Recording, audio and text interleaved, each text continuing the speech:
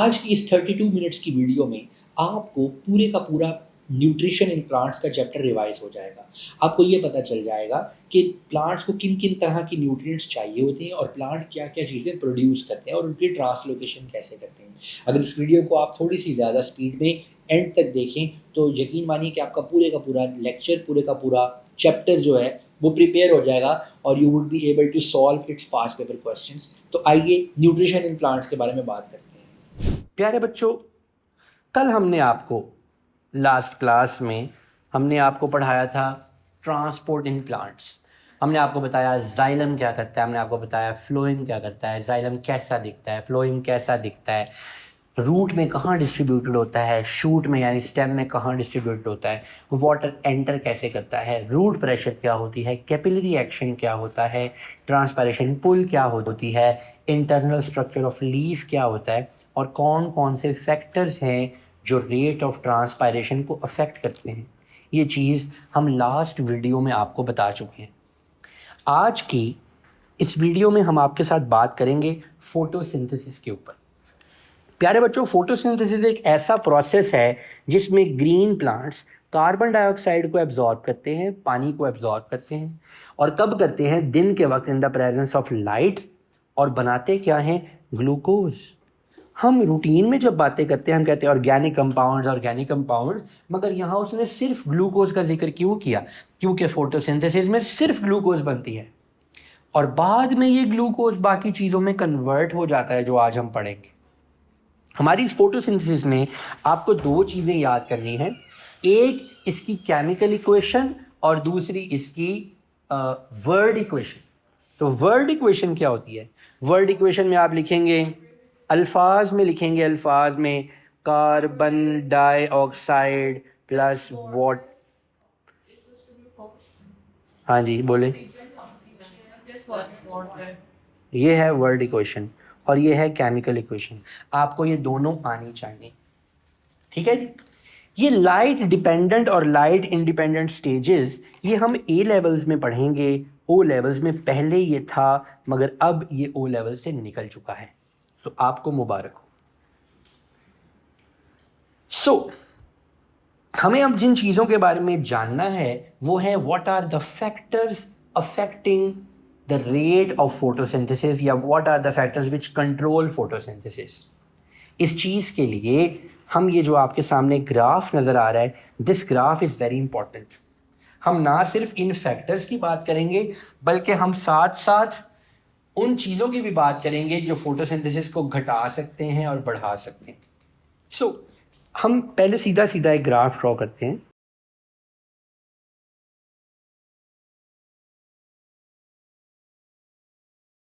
अगर हम फोटोसिंथेसिस में लाइट इंटेंसिटी बढ़ाना शुरू कर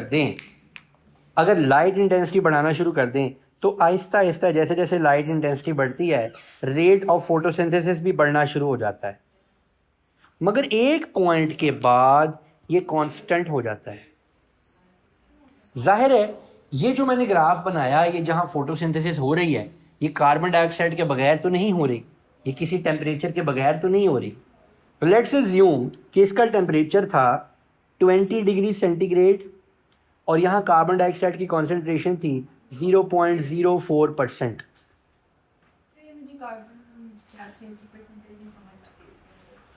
ये हमारी हवा में कार्बन डाइऑक्साइड की परसेंटेज है।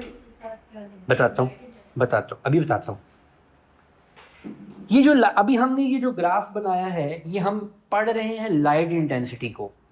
जब अंधेरा था और जब लाइट बढ़ना शुरू हुई, at this point it had a capacity to limit the rate of reaction, because अगर यहाँ पर लाइट इंटेंसिटी कम हो जाती तो ये रेट यहीं का यहीं रुक जाता और अगर बढ़ती तो रेट बढ़ता, रेट घटता तो घटती, बढ़ती तो बढ़ता। लेकिन इस पॉइंट के ऊपर आकर यहां क्या हो चुका है, सारे के सारे क्लोरोप्लास्ट सैचुरेट हो चुके हैं इनफ लाइट के साथ।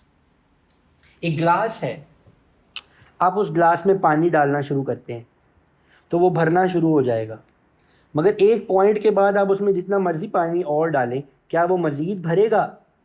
नहीं, क्योंकि उसकी कंपनसेशन आ गई है, उसका सैचुरेशन पॉइंट आ गया है। इसके ऊपर अगर आप मज़ीद पानी डालने की कोशिश करेंगे तो वो यहाँ से नीचे गिर जाएगा। क्लोरोप्लास्ट का भी यही हाल है। ये फ़र्ज़ कीजिए कि ये आपके पास चंद क्लोरोप्लास्ट पड़े हैं जिनके ऊपर लाइट इंटेंसिटी आकर पड़ रही है, तो ये एक ख़ास हद तक लाइट इंटेंसिटी से सैचुरेट हो सकते हैं। उसके बाद जो लाइट पड़ रही है वो एक्स्ट्रा है, ये उस लाइट से कुछ नहीं कर पाएंगे। जैसे इस ग्लास की कैपेसिटी पूरी हो गई, ऐसे क्लोरोप्लास्ट की भी कैपेसिटी पूरी हो गई। इसीलिए ये लाइन एक पॉइंट के बाद कांस्टेंट हो जाती है, मजीद नहीं बढ़ती। मुझे इसको बिल्कुल स्ट्रेट लाइन बनाना चाहिए था। आप अज्यूम करें ये स्ट्रेट लाइन है। इसी लाइट गिवन लाइट इंटेंसिटी में हम एक आध फैक्टर को बढ़ा या घटा के देखते हैं। लेट्स इंक्रीज, ये थ्रू आउट कांस्टेंट रहेगी सारा दिन, और जब शाम होगी और रात होने वाली होगी तो ये ऐसे नीचे आ जाएगी, ये ले। फिर अगले दिन सुबह होगी तो फिर ये दोबारा उस तरह से ऊपर चली जाएगी। बात समझ रहे हैं आप? अच्छा, अब बेटे हम कहते हैं कि जी इस टेम्परेचर को 20 से बढ़ाकर 30 डिग्री सेंटीग्रेड कर दें जी। अगर आप इसे 20 से बढ़ा के 30 डिग्री करेंगे तो क्या होगा? तो ये बढ़ेगा, रेट ऑफ फोटोसिंथेसिस बढ़ेगा। तो ये कुछ यूं यूं यूं यूं चलेगा और फिर ये लाइन एक पॉइंट पर आके सीधी हो जाएगी, और सीधी होने के बाद एक पॉइंट पर आकर जाहिर है इसने ड्रॉप होना ही होना है, ये ड्रॉप हो जाएगी। यहाँ पर लाइट ने लिमिटिंग रोल प्ले नहीं किया ओवरऑल इसको बढ़ाने में। किसने लिमिटिंग रोल प्ले किया है? टेम्परेचर ने, जो इसको यहाँ से यहाँ ले गया। मगर कहाँ तक लाइट लिमिटिंग रोल प्ले कर रही थी? यहाँ तक लिमिटिंग रोल प्ले कर रही थी। अगर यहाँ से पहले आप लाइट को दोबारा घटाते तो ये रेट ऑफ फोटोसिंथेसिस वापस नीचे चले जाता। Are you getting my point? क्योंकि उससे ज़्यादा ग्लास में पानी नहीं आ सकता, उससे ज़्यादा क्लोरोप्लास्ट मजीद लाइट को यूज़ नहीं कर सकते। पूरे इंगेज हो गए, पूरे इंगेज हो गए। आपके हाथ में एक ट्रे है, उसमें ग्लास है, ग्लासों में शरबत है। आपसे कहा अब आप जितने ग्लासों की कैपेसिटी आप वही उठा के लेके जा सकते हैं। अगर वो आपके हाथ में ट्रे और हम ग्लासों में और पानी डालते चले जाएं, क्या होगा? गिरेगा, मगर आप उससे ज़्यादा कैरी नहीं कर पाएंगे। क्लोरोप्लास्ट की भी एक कैपेसिटी है, इसीलिए एक पॉइंट पे जाकर, अच्छा अगर मैं इन ग्लासों में पानी डाल के यहाँ तक रुक जाऊँ तो क्या मैं इसमें और पानी डाल सकता हूँ? यस, डाल सकता हूँ। तो डालने से इसका ग्लास की क्वांटिटी बढ़ेगी। इसी तरह जब ये लाइट की लाइन ऊपर आ रही होती है, लाइट इंटेंसिटी, तो जैसे जैसे एक खास पॉइंट तक सारे के सारे क्लोरोप्लास्ट फुली इंगेज नहीं हो जाते, तब तक अगर आप उसमें और लाइट इंक्लूड करेंगे तो लाइट अपना इम्पैक्ट बढ़ाएगी। Getting it? आप समझ आ रही है? एक पॉइंट के बाद जब सारे क्लोरोप्लास्ट को मैक्सिमम लाइट मिल रही है, फिर बढ़ा भी देंगे तो लाइन ऐसे कांस्टेंट हो जाएगी। लेकिन यहाँ से यहाँ बढ़ी किस वजह से? क्योंकि टेम्परेचर ज्यादा होने से उसकी कैपेसिटी इंक्रीज हो गई, रेट ऑफ फोटोसिंथेसिस इंक्रीज हो गया। पहले टेम्परेचर उसको रिस्ट्रिक्ट कर रहा था। अच्छा जी, अब हम एज्यूम करते हैं जी टेम्परेचर हम उतना ही रखते हैं, और ये आर्टिफिशियल कंडीशंस में ऐसा होता है, ऐसा ग्रीन हाउसेज में होता है, ऐसा दुनिया में नहीं हो रहा। हम इसको बढ़ाकर, कार्बन डाइऑक्साइड की कॉन्सेंट्रेशन को बढ़ाकर 0.13% कर देते हैं जी। अब क्या होगा जी? और बढ़ जाएगी,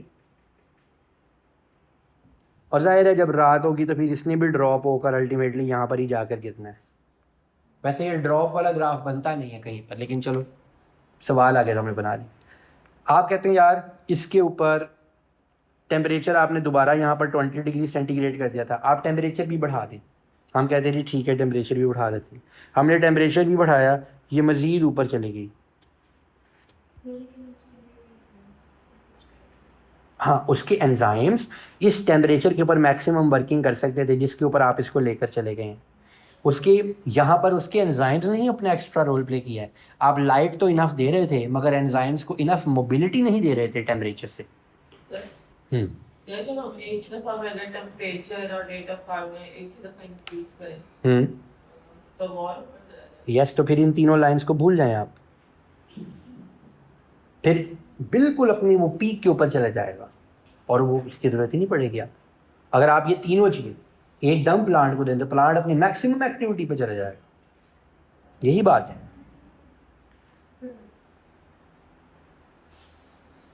सो अब देखते हैं कि वो हमें यहाँ पर क्या क्या चीज़ें बता रहे हैं। सबसे पहले वो कहता है लाइट इंटेंसिटी की बात करें। जब लाइट इंटेंसिटी इंक्रीज होती है तो फोटोसिंथेसिस इंक्रीज होती है, ठीक है, मगर ये सैचुरेशन पॉइंट तक ऐसा होगा। सैचुरेशन पॉइंट वो है जिससे ज़्यादा लाइट कुछ नहीं कर पाएगी, क्योंकि वो मैक्सिमम क्लोरोप्लास्ट को इंगेज कर चुका है।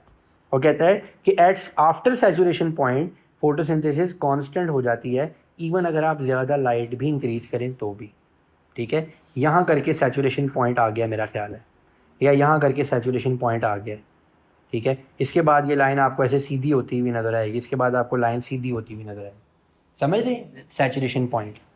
कहता है प्लांट्स रेस्पायर भी करते हैं, और ये एक ऐसा प्रोसेस है जिसमें कार्बन डाइऑक्साइड रिलीज होती है, और वो फोटोसिंथेसिस भी करते हैं। वो कहता है कि एक पॉइंट ऐसा आता है सुबह और शाम के दरमियान जिस वक्त rate of carbon dioxide production and rate of oxygen production same हो जाती है, और इसको कहते हैं लाइट कंपनसेशन पॉइंट। ये भी पहले सिलेबस में था, लेकिन कंपनसेशन पॉइंट वाला जो बात है वो अगर आप इसको जस्ट फॉर इंफॉर्मेशन ही रखें और आप इसको मेमोराइज ना करें तो भी काम चल जाएगा। तो देखा उसने लाइट इंटेंसिटी में यही बताया कि बढ़ाते जाओगे बढ़ती जाएगी, एक पॉइंट पर आके लाइट कांस्टेंट हो जाएगी, और उसके बाद फोटोसिंथेसिस भी उससे कांस्टेंट हो जाएगी। कार्बन डाइऑक्साइड कॉन्सेंट्रेशन की बात करते हैं। कहता है हवा में ये 0.03% है, ठीक है, थ्योरेटिकली भी इतनी है, लेकिन प्रैक्टिकली 0.01% ज़्यादा हो गई है। और ये भी एक इम्पॉर्टेंट लिमिटिंग फैक्टर। जैसे जैसे ये कॉन्सेंट्रेशन इंक्रीज होती है अंडर एक्सपेरिमेंटल कंडीशन, दुनिया में अगर कार्बन डाइऑक्साइड 0.13% हो तो शायद हम जिंदा ना हो। दुनिया बहुत बदल चुकी, सारे ग्लेशियर पिघल गए हों, दुनिया और की और बन गई हो। लेकिन उसने इसीलिए यहाँ लिखा कि एक्सपेरिमेंटल कंडीशन में अगर आप इसको बढ़ा दें तो रेट ऑफ फोटोसिंथेसिस ड्रामेटिकली बढ़ जाएगा। इसका मतलब क्या हो कि अगर खुदा ना खास्ता दुनिया में कोई ऐसा पॉइंट आ गया जब कार्बन डाइऑक्साइड 0.13% हो गई तो हम सब तो मर चुके होंगे, मगर प्लांट्स इतनी फोटोसिंथेसिस करेंगे, इतनी ऑक्सीजन प्रोड्यूस करेंगे, उसको दोबारा कंपनसेट करेंगे, और फिर दोबारा एवोल्यूशन होके शायद दुनिया में कोई और ऑर्गेनिजम्स या जो वहाँ सर्वाइव कर सकते हैं वो करेंगे। हमें यही बात की, मुश्किल बात तो नहीं मैंने आपको ये बता दी। प्लांट्स तब भी जिंदा रहेंगे, एक वेगों को कोई फर्क नहीं पड़ता अगर कार्बन डाइऑक्साइड बहुत ज़्यादा भी हो जाए एटमॉस्फेयर में। ये बात करने का मकसद ये था। सो एक लिमिट होगी अगर कार्बन प्लांट जो है अगर कार्बन डाइऑक्साइड एक वन लिमिट तक जो है यूज कर रहे फॉर 0.13 तक मैक्सिमम, इसके बाद बढ़ा देंगे तो एक्टिविटी बढ़ेगी नहीं, एक्टिविटी उनकी वहीं रुक जाएगी। ये तो सिर्फ कर देंगे ज़्यादा, अगर कर ले ज़्यादा तो क्या, क्या ज़्यादा ज़्यादा ऑक्सीजन प्रोड्यूस होगी, प्लांट ज़्यादा एक्टिव, ज़्यादा फोटोसिंथेसिस, ज़्यादा ग्लूकोज, ज़्यादा ऑक्सीजन प्रोड्यूस। ऐसे नहीं करते। क्लोरोप्लास्ट ऐसे क्यों नहीं करते? क्योंकि हमें इस वक्त जो अवेलेबल कार्बन डाइऑक्साइड कॉन्सेंट्रेशन है वो कम है, 0.04% है, जो इस वक्त दुनिया में मौजूद है। टेम्परेचर, वो कहता है जैसे जैसे टेम्परेचर इंक्रीज़ होता है फोटोसिंथेसिस का रेट भी इंक्रीज़ होता है। क्यों? क्योंकि आपको पता है कि यहाँ पर ये जो जितना भी फोटोसिंथेसिस प्रोसेस है ये सारा एंजाइमेटिक है, और जैसे जैसे आप एंजाइम्स का टेम्परेचर ऑप्टिमम तक बढ़ाते हैं तो रेट ऑफ फोटोसिंथेसिस बढ़ता रहता है, but at certain point, at a certain limit, अगर आप उससे ज़्यादा बढ़ाने की कोशिश करेंगे तो बढ़ेगा नहीं, बल्कि एंजाइम्स डीनेचर होने लगेंगे और फोटोसिंथेसिस का रेट ड्रॉप हो जाएगा। अब फोटोसिंथेसिस की इंपॉर्टेंस की बात कर लेते हैं। दुनिया में जितने भी ऑर्गेनिज्म खा पी रहे हैं वो सब प्लांट्स की वजह से खा पी रहे हैं। आप जितनी मर्जी कोशिश कर लें, आप मुझे कोई खाने की ऐसी चीज़ नहीं बता पाएंगे जिसका ताल्लुक कहीं ना कहीं से जाके प्लांट से नहीं मिल जाता। बताएं, कोई है तो बताएं, बताएं बेटा। एक है ऐसी चीज़ जो हम खा सकते हैं लेकिन उसका ताल्लुक प्लांट से नहीं। दाल? क्या बोल रहे हो? दाल, ये तो तुम मजाक कर रहे हो। दाल क्या हम समंदर से निकालते हैं? दाल पौधे पे उगती है बेटा। समंदर से होती है तो फिश पौधे खाती है। अच्छा, मशरूम। लेकिन एक्चुअली ये भी गलत आंसर है, क्योंकि मशरूम एक डिकम्पोजर है। मशरूम जहाँ एग्जिस्ट करती है वहाँ कोई डेड ऑर्गेनिक मैटर होना मांगता है, और डेड ऑर्गेनिक मैटर किसी लिविंग ऑर्गेनिक मैटर से होगा और उसका ताल्लुक प्लांट से होगा। वो एक और चीज़ है, उसका नाम है एल्जी, एडिबल एल्जी। तो वो खुद एक, वो प्लांट नहीं है लेकिन वो खुद एक प्रोड्यूसर है। अल्टीमेटली हम हर खाने पीने वाली चीज़ के लिए डिपेंडेंट हैं ऑटोट्रॉफिक प्रोड्यूसर्स के ऊपर। जी हम खाते हैं एलजी।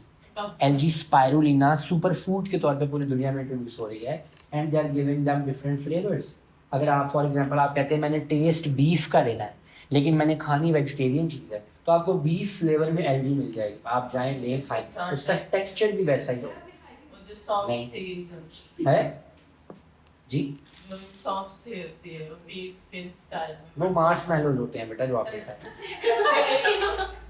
मैंने अभी तक यहाँ मार्केट्स में नहीं देखी एलजी बिकती है। कहाँ की बात कर रही है? कनाडा में होती है। आपने वहाँ देखी हुई है? जी ठीक। हम कनाडा बेटा नहीं गए आज तक। तो yes she is right, spirulina edible LG पूरी दुनिया में कंज्यूम की जाती है। हम मशरूम्स नहीं खा रहे, हमने एलजी क्या खानी है जो कि इतनी बेहतरीन चीज़ है। और आपको पता है कि जो मनोसलवा उतरता था ये जो बनी इसराइल कौम पे, उनमें एक चीज़ मशरूम थी। मशरूम की इतनी न्यूट्रिशियस वैल्यू है कि अगर हमारी सोसाइटी में मशरूम ईटिंग बढ़ जाए, ठीक है, मशरूम बिजनेस बढ़ जाए तो मेरा ख्याल है लाखों लोग रोज़गार कमाने लगेंगे और एक इंतहाई हेल्दी चीज़ मार्केट में अवेलेबल हो जाएगी। तो आप सब मशरूम ज़रूर खाया करें, जब कोई खाने की चीज़ें खाने जाएं तो मशरूम्स वाली चीज़ें ऑर्डर किया करें, ठीक है बेटा। एक किसी दिन मैंने आपको ज़रूर कोई अच्छी चीज़ खिलानी है, मौका ही नहीं बन रहा। आज मैं आप लोगों को टेस्ट, जब क्लास खत्म हो जाएगी मैं वहाँ से टेस्ट लेके आपको इंडिविजुअली दूँ। Since plant undergo autotrophic nutrition, ये बात की है, कार्बोहाइड्रेट्स बनते हैं, ये सब फैट, आप ये सब बातें बेटा इधर ध्यान करें। अभी तो पिज़्ज़ा का नाम आया और आप कहीं कहीं कहीं डेविएट हो गए। व्हाई नॉट कि मैं आपको कोई हेल्दी चीज़ खिलाऊं। बर्गर हेल्दी होता है? अच्छा जी, तो वो कहते हैं कि जी कार्बोहाइड्रेट्स बनते हैं, ठीक है, और वो कार्बोहाइड्रेट्स फैट्स में कन्वर्ट होते हैं, प्रोटीन में कन्वर्ट होते हैं और दूसरे ऑर्गेनिक कंपाउंड्स में। और इसकी इंपॉर्टेंस ये है कि ये लाइट एनर्जी को केमिकल एनर्जी में कन्वर्ट करती है, जो कि कार्बोहाइड्रेट, ये वही बातें जो आपको सारी ऑलरेडी पता है। Importance of photosynthesis you already know how important it is. कि जितने ट्रॉफिक लेवल है, मुझे एक बात बताएं, ये एक वर्ड है ट्रॉफिक, इसका मतलब क्या होता है? ट्रॉफिक का नहीं, ट्रॉफिक का क्या मतलब है? क्या मतलब है ट्रॉफिक का?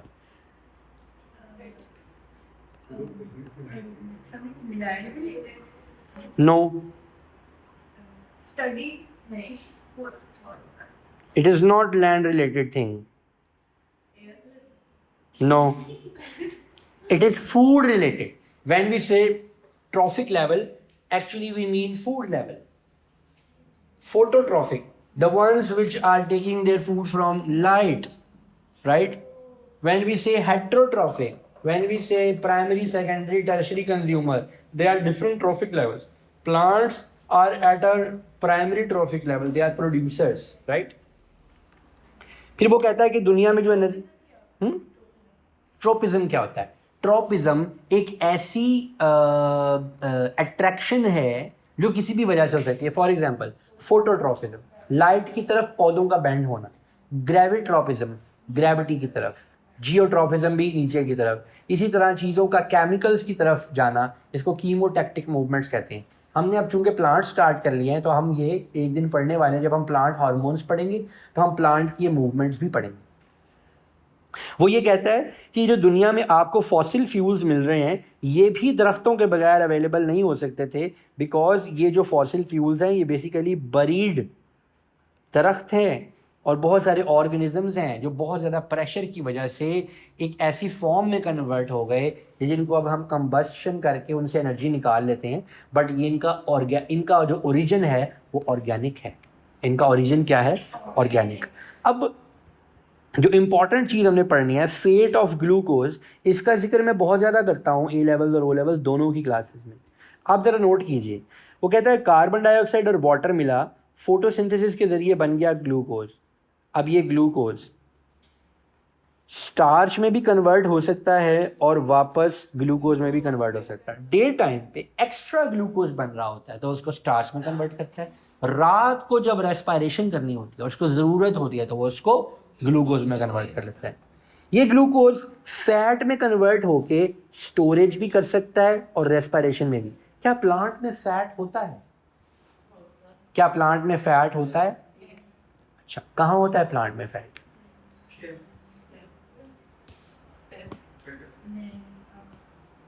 बताएं कहाँ होता है?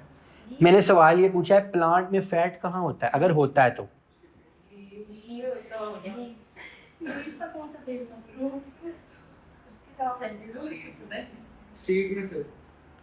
ऑलिव ऑयल होता है, सनफ्लावर ऑयल होता है, उसके अलावा ये ब्रासिका ऑयल होता है जिसको सरसों का तेल कहते हैं, कोकोनट ऑयल होता है।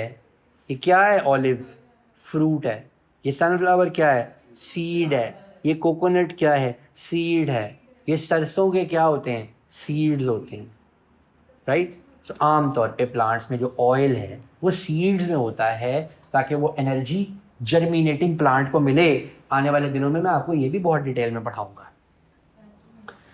अब इसमें वो ग्लूकोज जो है आपका, जब इसमें नाइट्रेट्स आकर अपना हिस्सा डालते हैं तो फिर ये देखें अमाइनो एसिड्स बन रहा है, उससे प्रोटीन्स और उससे न्यू प्रोटोप्लाज्म बन रहा है लीव्स का, और वो दूसरे ऑर्गन्स में जा रहा है ताकि उनकी प्रोटोप्लाज्म की सिंथेसिस हो सके। प्रोटोप्लाज्म क्या है? लिविंग मैटर, मज़ीद लिविंग मैटर बनता रहे।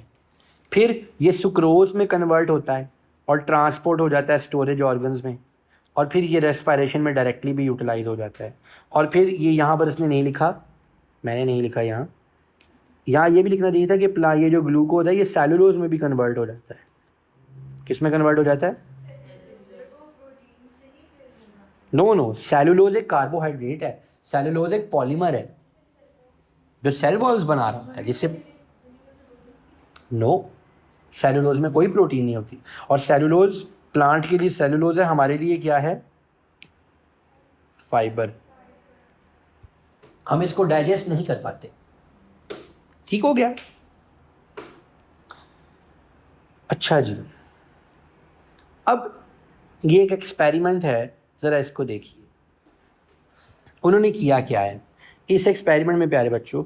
उन्होंने एक तरफ ये लैंप रखा हुआ है, इस लैंप को एक ख़ास डिस्टेंस पे रखा है वाटर बाथ से, दरमियान में प्लांट रखा और यहाँ पर सोडियम हाइड्रोजन कार्बोनेट रख दिया जो कि कार्बन डाइऑक्साइड को एब्जॉर्ब करता जाएगा।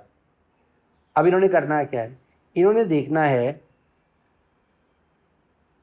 सोडियम हाइड्रोजन कार्बोनेट है जो कार्बन डाइऑक्साइड प्रोवाइड करेगा इसको। इन्होंने देखना है कि लाइट इंटेंसिटी का क्या इम्पैक्ट होता है रेट ऑफ फोटोसिंथेसिस पे। अब जब फोटोसिंथेसिस होगी तो नतीजे में बनेगी क्या? ऑक्सीजन। क्या बनेगी? ऑक्सीजन। और वो ऑक्सीजन बबल्स की फॉर्म में यहाँ से बाहर निकलती हुई नजर आएगी। जब बबल प्रोडक्शन ज्यादा होगी तो इसका मतलब फोटोसिंथेसिस ज्यादा होगी, कम होगी तो इसका मतलब कम हो रही है। Getting this point? अब वो क्या करेंगे, बाकी सारी चीजें कांस्टेंट, मगर लाइट के जो सोर्स है उसको पहले आगे रखेंगे, फिर थोड़ा पीछे, फिर थोड़ा पीछे, फिर थोड़ा पीछे, और कांस्टेंट फैक्टर क्या रखे हैं? कार्बन डाइऑक्साइड और टेम्परेचर। इसीलिए इसको वाटर बाथ में रखा हुआ है। तो देखेंगे कि लाइट बढ़ाने से फोटोसिंथेसिस बढ़ती है। यस, ज्यादा बबल्स प्रोड्यूस हो रहे हैं। पीछे कर लिया, कम बबल्स प्रोड्यूस हो रही है। अभी इसी एक्सपेरिमेंट को मॉडिफाई कैसे कर सकते हैं? चेंज करके कार्बन डाइऑक्साइड कि आप ये जो बल्ब है इसको एक कांस्टेंट प्लेस पे रख दें जहां मैक्सिमम बबल्स प्रोड्यूस होते हैं, वहां रख दें, और अब आप उसमें क्या चीज वेरी करवाएं? वाटर बाथ का टेम्परेचर। पहले उसको बहुत ठंडा टेम्परेचर दे दें, फिर आहिस्ता आहिस्ता टेम्परेचर बढ़ाएं और देखें किस टेम्परेचर तक। और अगर आपने वाटर बाथ को टू मच वार्म कर दिया तो एक पॉइंट पे क्या होगा कि बबल्स निकलने बंद हो जाएंगे, वो पौधा मर जाएगा, क्योंकि एंजाइम्स का टेम्परेचर इतना ज़्यादा होगा कि एंजाइम्स डीनेचर हो जाएंगे। इसी तरह अगर इसको, और इसमें हम क्या लिखेंगे? कांस्टेंट। हम लिखेंगे light intensity and carbon dioxide was kept constant. और इसी को अगर आपने चेंज करना है तीसरी चीज़ के लिए, तो आप concentration of sodium hydrogen carbonate को चेंज कर दें वेरी, क्योंकि सोडियम हाइड्रोजन कार्बोनेट से कार्बन डाइऑक्साइड मिल रही है, तो आप कहेंगे जी इसको चेंज करने से ये फर्क पड़ रहा है। समझ आई मेरे आपको इस बात की? अच्छा जी,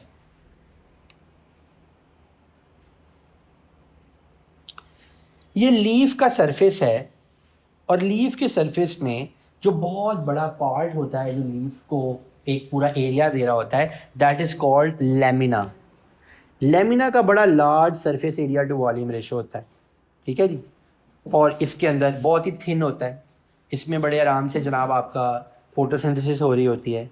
इसकी वेन्स के अंदर वैस्कुलर बंडल्स होते हैं और पत्ते की बनाई हुई प्रोडक्ट्स को वो फ्लोएम कैरी करके पूरे प्लांट में डिस्ट्रीब्यूट कर रहा होता है, ठीक है जी। और ये जो आपके वाटर को सप्लाई लीफ को सप्लाई ऑफ वाटर मिल रहा है वो यहाँ से मिल रहा होता है। तो इन वेन्स का ये काम है, वेन्स के नेटवर्क का ये काम है। ये इंटरनल स्ट्रक्चर ऑफ लीफ बेटे हम लास्ट लेक्चर में बहुत डिटेल में पढ़ चुके हैं, जिसमें मैंने आपको बताया था कि ऊपर वैक्सी क्यूटिकल है, और फिर हमने आपको बताया था कि उसके बाद we have this upper epidermis,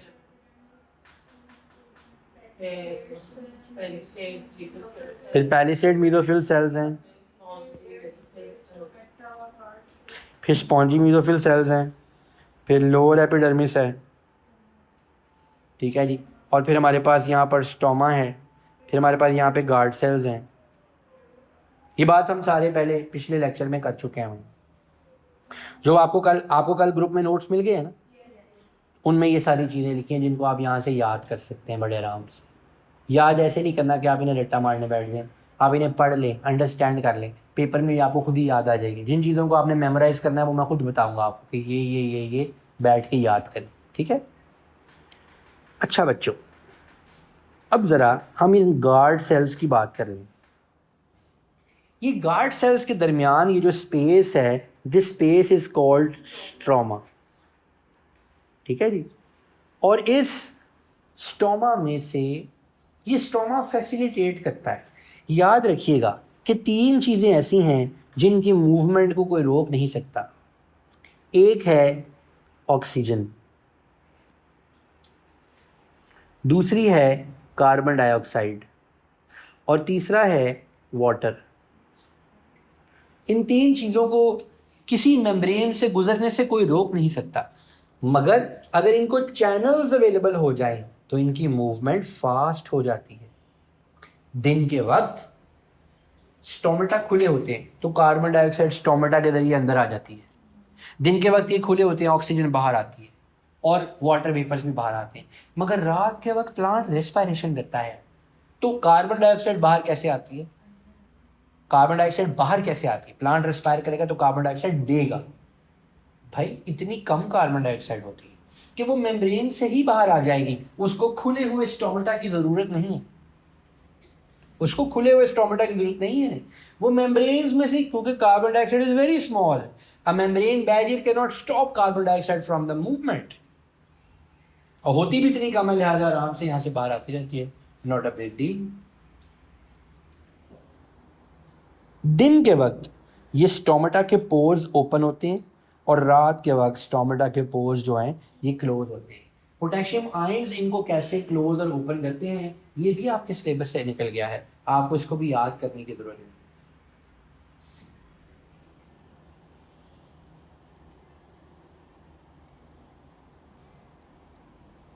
अच्छा, अब लास्ट चीज, इस पार्ट की लास्ट चीज ये है कि प्लांट न्यूट्रिशन में हमारे लिए ये चीजें बड़ी इंपॉर्टेंट है, नाइट्रोजन और मैग्नीशियम। प्लांट अगर पुअर और स्टंटेड ग्रोथ दिखा रहे हैं और पेल हो रहे हैं तो इसका मतलब ये है कि नाइट्रोजन की डेफिशिएंसी। और अगर प्लांट में क्लोरोसिस हो रही है यानी येलोइश पिगमेंट्स नजर आ रहे हैं तो फिर इसका मतलब है मैग्नीशियम की कमी। नाइट्रोजन करती क्या है? क्लोरोफिल का पार्ट है, और जितने प्रोटीन, एंजाइम्स और न्यूक्लिक एसिड्स हैं, प्लांट का डीएनए, प्लांट का आरएनए, प्लांट के सारे एंजाइम्स जिन्होंने फोटोसिंथेसिस वगैरह करनी है, उन सब चीज़ों को बनाने में नाइट्रोजन चाहिए, बिकॉज अमाइनो एसिड्स बनेंगे तो प्रोटीन्स बनेगी, और अमाइनो एसिड्स बनाने के लिए ग्लूकोज के साथ नाइट्रेट्स को ऐड करना पड़ता है। नाइट्रेट्स नाइट्रोजन से बन रहे होते हैं, इसलिए नाइट्रोजन कितनी ज़रूरी है। और मैग्नीशियम, जैसे आपकी हीमोग्लोबिन में हीम ग्रुप है, जैसे आपकी हीमोग्लोबिन में हीम ग्रुप है, वैसे ही यहाँ पर मैग्नीशियम है। अगर मैग्नीशियम नहीं होगा तो क्लोरोफिल नहीं बनेगी, क्लोरोफिल नहीं बनेगी तो फोटोसिंथेसिस नहीं होगी, फोटोसिंथेसिस नहीं होगी तो लीफ की डेथ हो जाएगी। लीफ का येलो हो जाना और कमजोर हो जाना इज कॉल्ड क्लोरोसिस। इसके बाद वाली जो वीडियो है प्लेलिस्ट में, उसमें मैंने प्लांट न्यूट्रिशन के सारे मल्टीपल चॉइस क्वेश्चन सॉल्व किए हुए। तो प्यारे बच्चों, आप जितने लोग बैठे हैं 1 2 3 4 5 6 7 8 9 10 11 12 13 14 एंड मैनी अदर्स, मैं आपको वो भेजूंगा, आपने वो ज़रूर देखनी, और वो आप इतने आसानी से देख सकते हैं, कोई और काम भी कर रहे हैं तो आप उसको प्ले कर लें, और आपको 10 MCQs के बाद ही पता चल जाएगा कि प्लांट न्यूट्रिशन में किस किस्म के MCQs आते हैं।